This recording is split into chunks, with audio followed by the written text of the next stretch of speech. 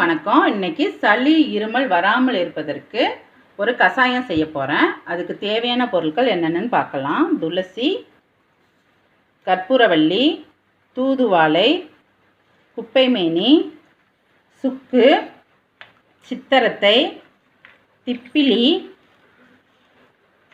ஏலக்காய், கிராம்பு, சீரகம், மிளகு, கொத்தமல்லி, பூண்டு ஒரு பல்லு, கொஞ்சோண்டு மஞ்சத்தூள். இதெல்லாம் சேர்த்து நம்ம 10 நிமிஷம் 2 கப்பு தண்ணி வச்சு 10 நிமிஷம் கொதிக்க வைக்கணும். தூதுவாழை கொஞ்சம் முள்ளாக இருக்கும், அதனால கொஞ்சம் நல்லா இடிச்சுக்கோங்க. தூதுவாழை, கற்பூரவள்ளி,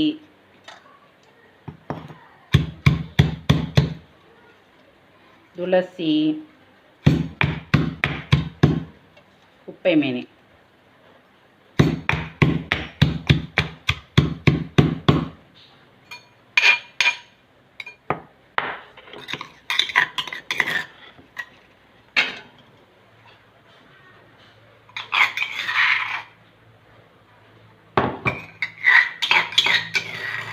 ஏன்னா இதில் கொஞ்சம் முள் இருக்கும், அதனால நான் கரண்டி பாவிக்கிறேன்.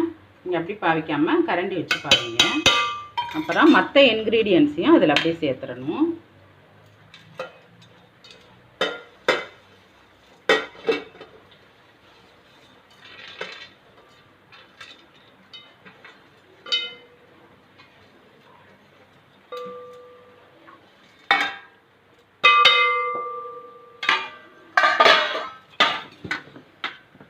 அதுக்கப்புறம் 2 கப்பு தண்ணி நான் அளந்து வச்சுருக்கேன்.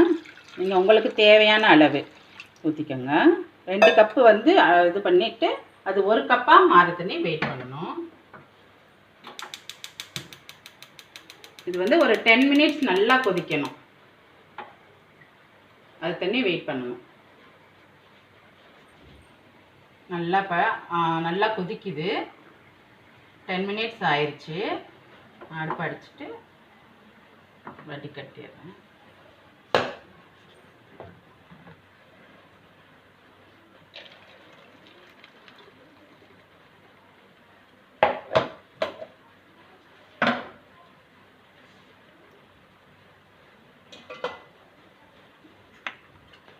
அதுக்கப்புறம் பனங்கல்கண்டு அல்லது வெல்லம் ஏதாச்சும் சேர்த்துக்கலாம். இன்றைக்கி என்கிட்ட வந்து பனங்கல்கண்டு இல்லாதனால நான் வெல்லம், கருப்பு வெல்லம் சேர்க்குறேன்.